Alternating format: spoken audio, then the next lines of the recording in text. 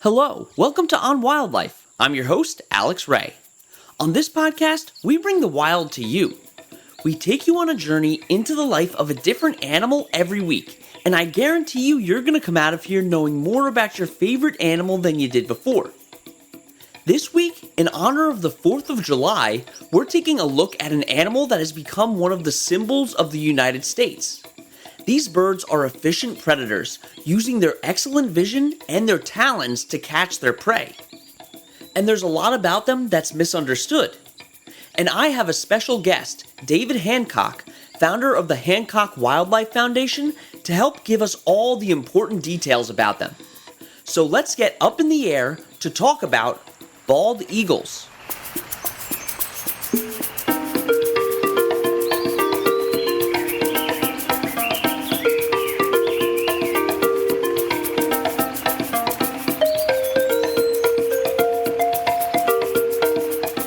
Bald eagles can be found all across North America, and usually near bodies of water. This is where their prey lives. They're one of the most recognizable birds, with adults that have brown body feathers and white feathers on their head and tail. Their wingspan can get to be up to 7.5 feet long, which is almost a foot longer than the average height of an NBA basketball player. There's so much more to tell about these awesome birds of prey. So let's hear from David, who has spent most of his life studying wildlife. Can you tell us a little bit about yourself and how you started your career studying bald eagles? Yes, that's a good opening 6 hours. So let me get a glass of wine. Well, my name is David Hancock, and I've been involved in wildlife for one heck of a long time. I caught a hawk when I was 12, and the guy who told me how to modify my little quail trap was quite surprised when I phoned him. My father finally tracked him down late that night, that after advising me how to modify a quail trap to catch a hawk, I had caught one. And my dad eventually, nearly at midnight, managed to track down who this guy was, because I couldn't remember his name. And I then, by the evening being over and into the next morning, I was a budding falconer, and I had learned how to dress up a hawk, and that kind of changed my whole life, because I then got into trapping lots of hawks, and very quickly I was into banding, and I had my own banding license when I was 15, and I'd been so enamored by the ability of these raptors, and I was by this time training not just the Cooper's hawk like the one I first caught, but goshawks and peregrines, which I was catching. And so I was so enamored by how they flew that I decided I had to fly. And so I learned to fly when I was 15, took all my exams and put in all the time, but I had to wait. That was the first big disappointment of I had to wait till I was 16 to get my pilot's license. So I got my driver's license and my pilot's license the same day. And anyway, that's what got me involved. And because this gentleman that I had met happened to work at the local provincial museum and was a kind of a key focal point for all the biologists, whether they were the ornithologists and the mammalogists, the ichthyologists, the botanists, anthropologists, and then the people from the wildlife branch and the parks branch and the forest all met in his office every day to review what should have been done by the government about all their recommendations, but had never been paid any attention to, which was the foam that all these poor biologists were suffering. And that briefly summarizes why I did not initially become a wildlife biologist who at that time had to either be a university professor or a government employee. And I didn't want to be a professor. And to be a government employee meant you did your wonderful studies, but nobody paid any attention to the results. And so that was very, very frustrating for every one of those biologists. And they all said, David, you love wildlife too much. Don't become a biologist. So that's so my first profession when I got out of high school, I became a commercial pilot. And by the time I'd been flying for a few years, 3 years, it turns out I realized to have the freedom of the hawks and the falcons in flying, I wouldn't get the by working for an airlines. So I decided to go to university and become a biologist and become a flying biologist. And because I'd been brought up with David Attenborough's first filming adventures in 1953, 4, 5, the day I graduated from high school, I bought an airplane, a car, and the best movie camera you could buy. And I was going to become a flying biologist taking pictures like David Attenborough. So that's how my career has gone. And after the 3 years of the flying, I decided that I'd go to university and become a biologist. So I spent my 7 years. And I was fortunate to do the graduate studies on my favorite bird. I had my thesis actually accepted when I was an undergrad because the professor at the graduate school over on the mainland, I was living in Victoria, British Columbia, he had funded some of my early studies before I even went to university. And when I proposed this kind of extensive eagle thesis, which would involve flying to several hundred nests, and nobody had ever done that. Anyway, so that's my background. Now let's dive a little deeper into David's career studying eagles, including creating one of the first ever live streams. I got out of school and I formed a research component to make the wildlife films and carry on my own on studying eagles. And to make a living for the first 10 years, I became a wildlife filmmaker and producer. But I decided that the only way in those days, in the 60s, to get your money back, because it wasn't like today where you got 50 television stations. There was the CBC in Canada and the Canadian Broadcasting System and another 2 networks and 3 in the United States. And that was it. And they had between them 1 wildlife program. Wow. And trying to make a living selling them film was near impossible. So after 10 years of being a flying biologist and making films, I decided that, because that was very arduous, to make the money back, you had to go out and lecture with the films all winter long. And in the summer, you go and make a film. Well, I decided that I'd had enough running around like that. So I decided to start a publishing company. I had written 2 or 3 books, and I knew a lot of people who wanted to write books. So I decided I'd take a year and write a few books myself and figure out how they worked and get several other people doing it. And I have spent, since 1970 to today, owning a publishing company. And we've done 700 books on wildlife and historical people. So I've been very blessed and fortunate to be able to have chosen topics all over the world. I mean, when it got into the publishing, I was able to choose doing books on rare and endangered birds simply because nobody else wanted to publish such a bizarre book. They couldn't figure out how to make a living from it. But I knew all the breeders all over the world because I had a big bird collection. So I had access to a market that big publishers did not have access to. And I was able to make that work. At that point, which was 2005, I had done 100 books on rare and endangered birds.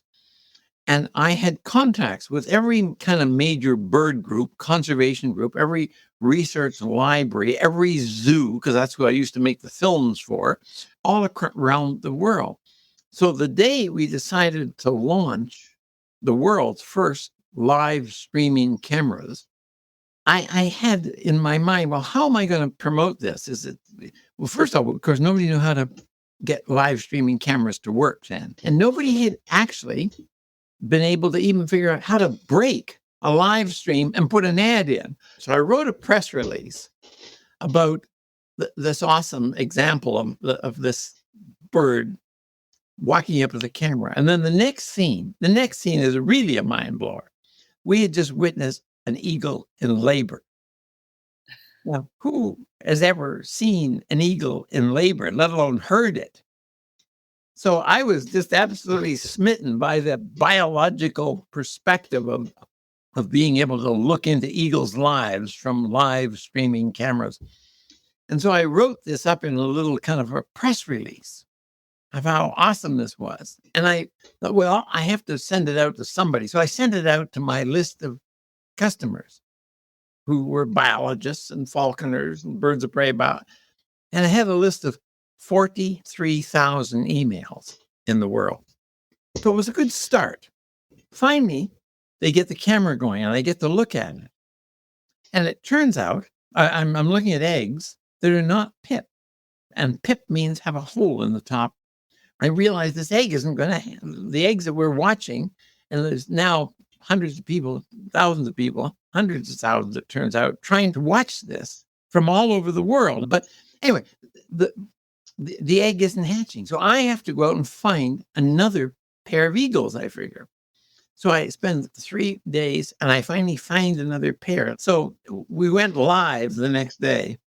And the next day was only a day and a half to 2 days later than the first egg should have hatched.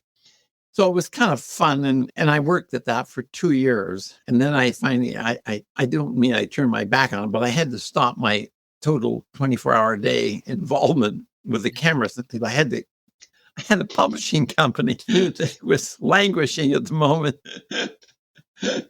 and so then I got back to doing some eagle research and books and more cams. And it's just been a kind of a wild ride ever since then. And maybe something else that was kind of lucky for me, we had a not-for-profit foundation.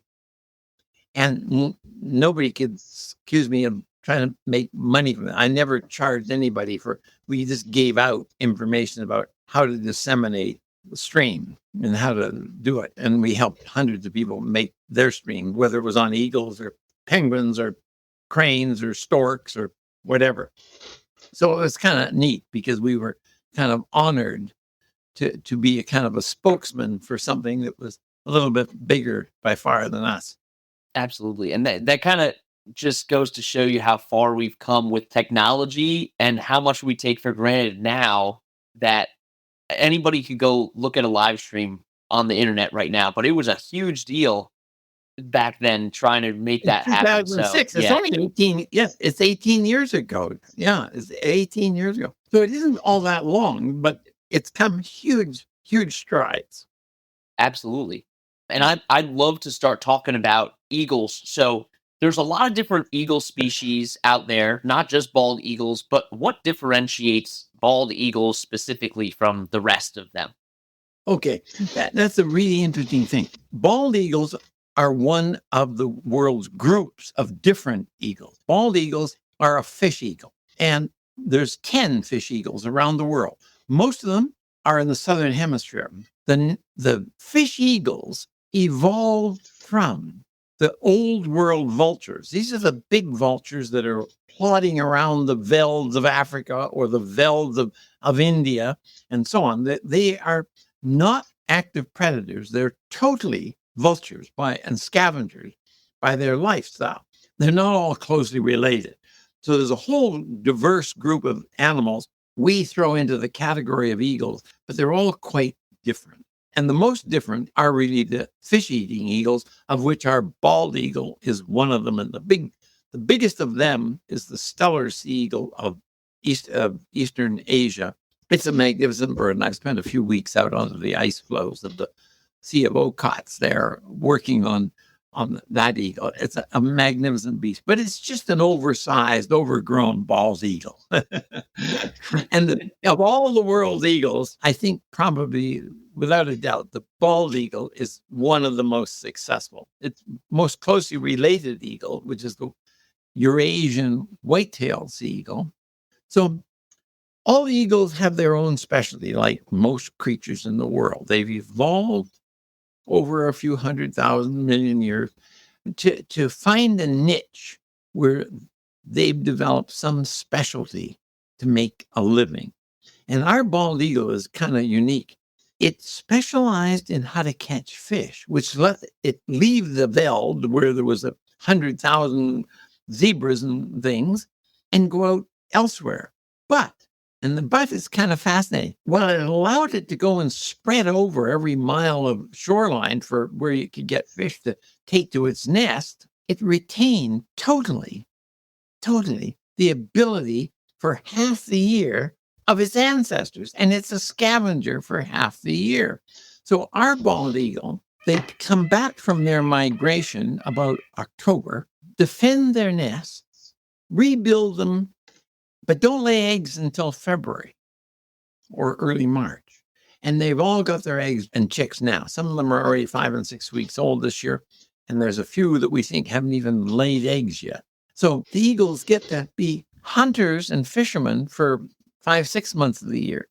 And scavengers, their old ancestral habit, they revert to that and they really don't catch much at all. They may chase a few things for exercise and practicing and honing down their hunting skills, but they really are scavengers for 6 months of the year. And then comes the spring. Our birds are already laying eggs here in the spring. The northern birds are still here because their northern lakes are all frozen solid still. So they're around and they're competing with our birds. But, and there's a big but here, it's also with the whole coast opening up for a new spring and a new summer. So there's a little bit about the psychology of or the habit of how a great north-south latitude of eagles adapts to the changing seasons, and how a bird that was a scavenger became a fish feeder and reverts to half a year of his old habits of being a scavenger. And it's a very successful combination because this eagle is very successful. Okay, we've got plenty more to learn about David and bald eagles, but first, let's take a quick break.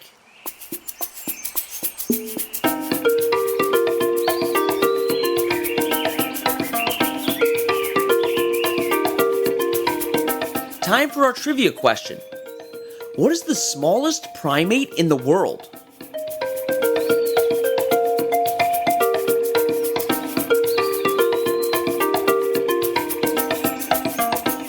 The answer is Berth's mouse lemur. They're only about 3.5 inches long.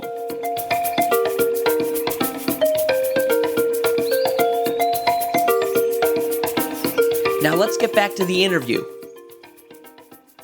And I'm really interested to learn more about some other adaptations that these eagles have that make them so successful, because you talked about their perfect timing when it comes to food. So do you have any other adaptations that you can think of that eagles have?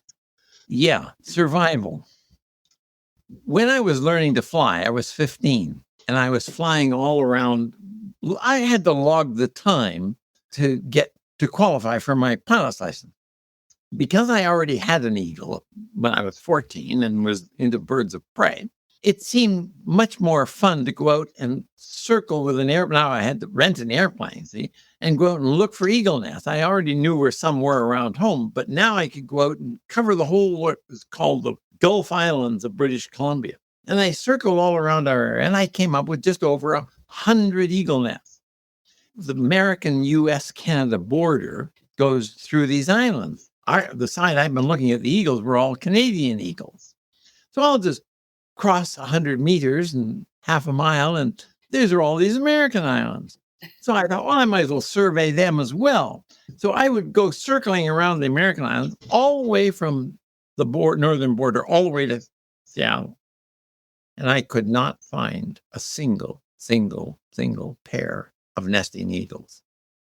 It's the same habitat. It's divided by a line going north and south. No eagles on the American side. So this was bizarre because Alaska offered $2 bounty for every pair of eagle eggs that you could put in a bucket and take back to Alaska. The Canadian population did not offer an actual bounty on eagles, but we were part of a same development scheme that permeated the world. It was that predators everywhere, didn't matter whether you were an eagle, a falcon, an owl, a wolf, a bear, a seal, or an orca even.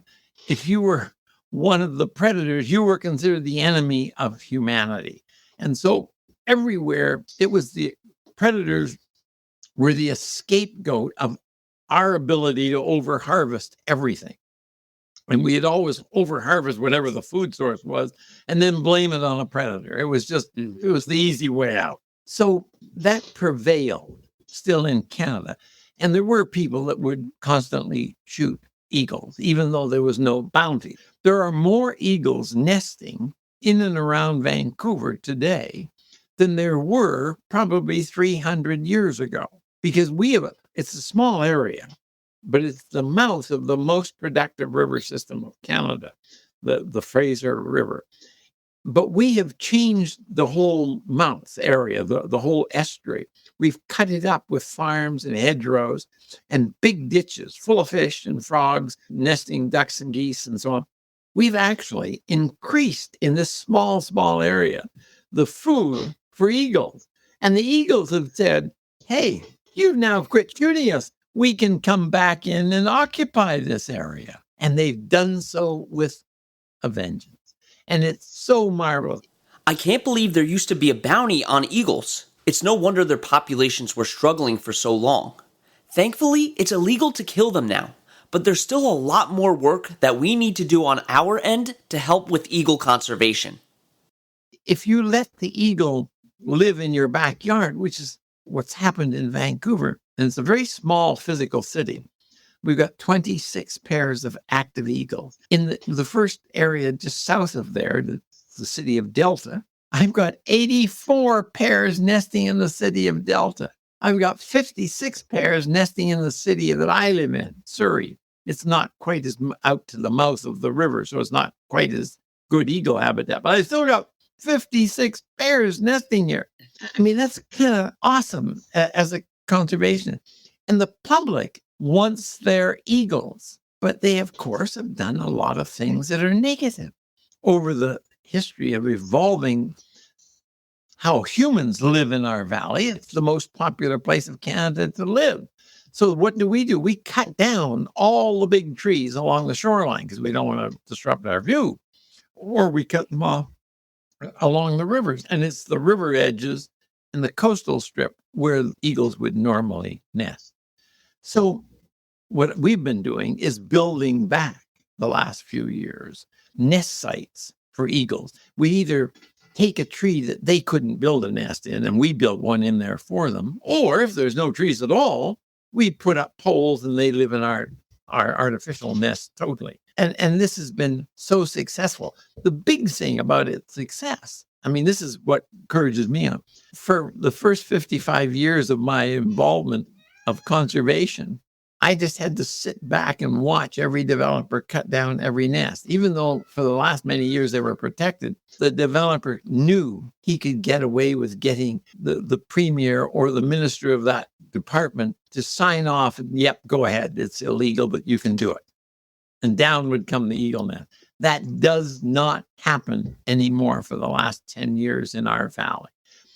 They have to call somebody, a biologist like myself and my associate here, and we will give a plan. It's called a mitigation plan. And we have been 100% successful in moving the eagles or holding them there because we've recommended certain time restrictions, or we've moved them for a few months to another nest. We've kept the tree protected, not knocked down, because there's no real reason to knock the tree down. It's just that it was convenient. That's what developers do. They clean the whole area and then it's easier. But leaving a big tree is just a conscious thing. If you leave the eagle nest there, they'll probably come back to it when the building is finished and you've taken away all your heavy equipment. And that's what we've found is so correct. So we've been evolving a very practical way of paralleling how the eagles are adapting to us. We're adapting to giving them back some of the things that they have lost. So we have learned just as the eagle has learned, and the eagle has adapted to this new environment in and around people, and provided they're given nesting structures high enough up for privacy and so on, they have done incredibly well. That's great. That's great to hear. And some people might be wondering, what importance do they have to the ecosystem? This is rather interesting. Eagles are predators. Predators are generally pushing the species to find the one that's weakest. That's just fundamentally understood. And there are a few exceptions, but generally speaking, if they're testing a flock of birds to see how effective they are, it's the weak one that's going to get nabbed, say. So they're taking out the least desirable one, and they're removing it from being a rotting disease transmission component. They're eating it. So that's the kind of role that predators fulfill across the spectrum. That is really interesting. And also, I'm interested to know, you talked a little bit about how you first got interested in birds in general because of their flight. So there's something that bald eagles do, this mating ritual called the death spiral. Can you tell us a little bit about that and why they do this? Yes, sure. The bottom line is they don't do that. Okay. It's not a mating. The point is they will get into a spiral, but that's not the mating part of it. That's nothing to do with mating. It's about fighting territorial defense to keep a rival away. The eagles have a wondrous aerial display, but the aerial display of mating, where the male and the female are following each other, it's an incredible ritual where it's usually the male following the female, and they come and do things in unison, but it's not aggressive. And within usually a second or 2 seconds of looking at this behavior, you know whether this is a pair undertaking a bonding exercise. He's checking her out, and she's and they're doing things in unison together. Now, if this is a conflict situation where it's a male on against a male because the one is intruded into his home, that can end up with them locking talons and spiraling to the ground. That's nothing to do with mating. It's about protecting the area from a diamond intruder. I mean, it's in a sense the opposite. And it was written in an early scientific journal in the 1800s. The mating display of eagles was to go up and lock talons, and they somehow mated as they're falling to earth. Now, I have watched thousands upon thousands of matings of eagles. If you watch our cameras, you will probably, at most days, see 2 or 3 matings. Eagles love to mate. And obviously, it's all related to developing the bond between the male and the female. And when you get to know these great birds for a while, you realize Mrs. Eagle rules the roost. She is 25 to 30% generally bigger than he is. He is totally subservient to her. If you go out in the middle of winter, even subadult or adult eagles, there's a bunch of carcasses, or one maybe carcass, of, let's say, a big cod, and the female comes down and takes possession. It may be initially there's 50 or 500 eagles around watching this cod get thrown out, or salmon. Then you throw the salmon out, and it turns out the females are a little more apprehensive usually. The males are the first to respond. So they come in quickly and try to get a good dinner. If you have a creek lined with fishermen all fishing in a salmon river, and some of them are putting their catch on the side of the river 10 feet from them, it'll always be the males that come down and try and steal that fish, because they have more courage about being close to people, because they know it's safer there than being close to females, big female, because initially they're going to be demanding the fish. And that's exactly what they do. They always demand the fish once they build up their courage about coming into the site.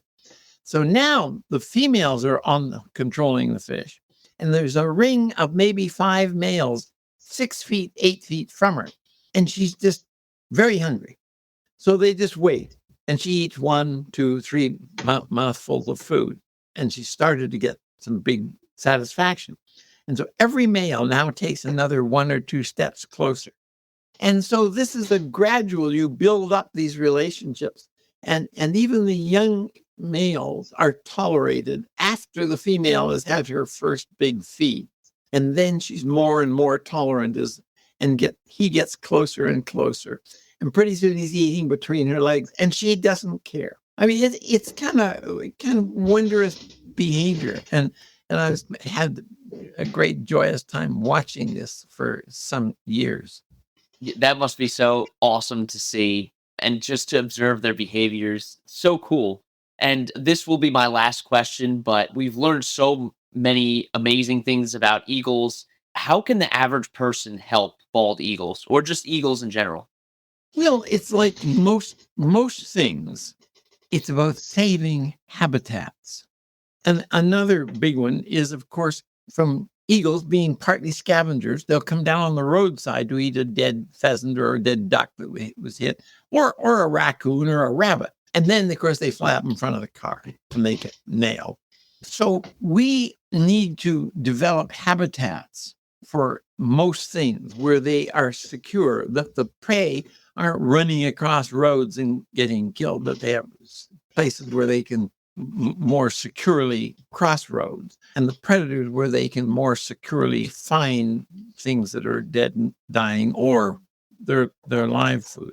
So the bottom line is just enjoy them. I mean, that is the biggest thing. Enjoy and appreciate them.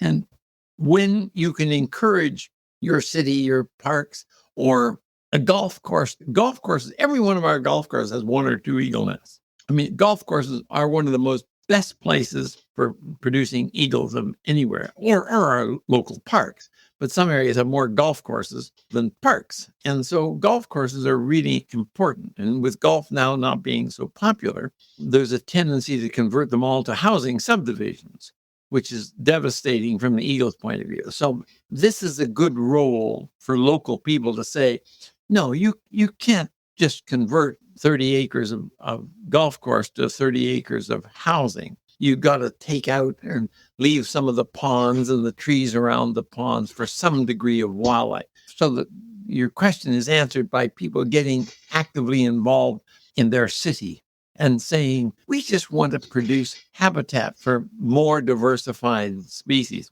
So people just need to care and want to rebuild. I mean, it's often rebuilding habitat. And for eagles, it's pretty simple and straightforward. Get trees to grow along the rivers or just inland from rivers, or put up artificial poles. They will nest in these things readily. So, I mean, it's about adapting, and that's giving support to that is one thing that people can do to advance eagle survival. Absolutely. So I thank you for your interest, Alex. These are stories from 65 years of being, 7 years now. I'm 86. So that's 70 years of dealing, 72 years since I've got my first eagle. Well, I appreciate you coming on to talk about this. I really learned so much, and I loved hearing all of your stories. So thank you for that. Thank you.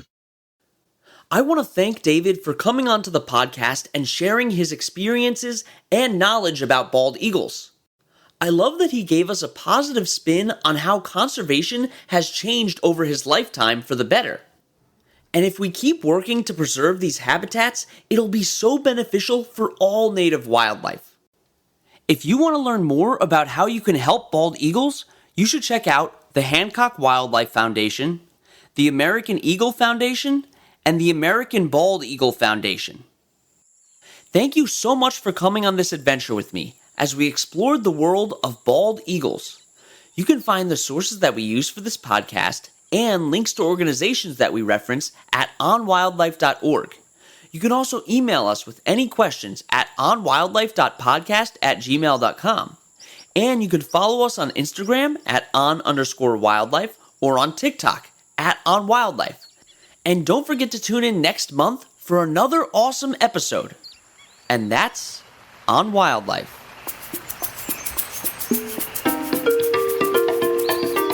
You've been listening to On Wildlife with Alex Ray.